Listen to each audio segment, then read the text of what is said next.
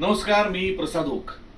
माझ्या गुलकंद या चित्रपटाचा वर्ल्ड टेलिव्हिजन प्रीमियर होतोय प्रवाह पिक्चर्स या वाहिनीवरती 28 जून रोजी दुपारी 1 वाजता आणि संध्याकाळी 7 वाजता.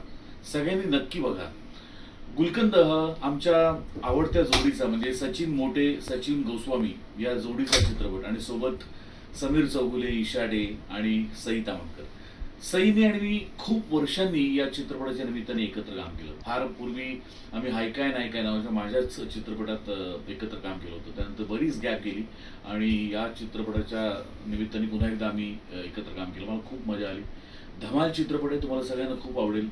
गिरीश माने असं माझ्या भूमिकेचं नाव आहे.